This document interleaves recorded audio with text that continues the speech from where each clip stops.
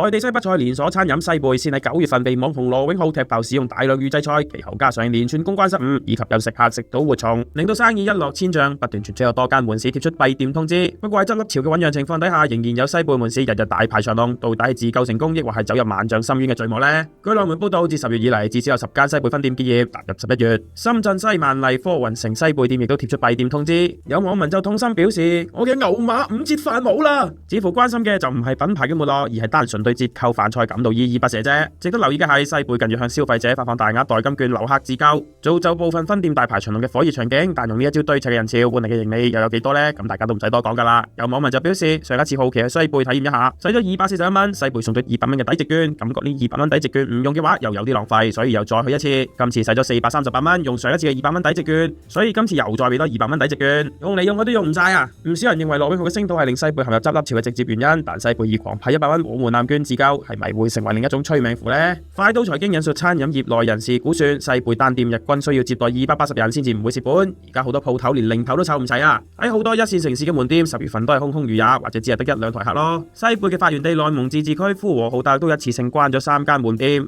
員工透露每個月虧蝕超過6位數字人民幣，生意就冇辦法支撐下去，官方就以規劃調整理由關店啦。今日西貝喺微博發文澄清，開店閉店屬於餐飲業正常嘅經營行為，每年都會基於經營情況對門店數量進行動態調整啊。西貝續指，今年集團同樣維持動態調整，近期包括深圳、汕頭等等，屬於正常調整範圍。西貝又提到，部分門店調整嘅同時，近期亦都陸續有新店開業，分別係西貝哈爾濱哈西萬達店、西貝濟南西城龍湖店。11月31號之前，西貝都會陸續開8間門市。近期集團仍然持續升級服務，調整菜品，優化價格，並且將食品安全工作置頂，推進陽光廚房建設啦。唔知大家又點睇預製菜呢壇嘢呢？大家又會唔會試下西貝呢？留言話我知啦。我哋下條片再見，拜拜。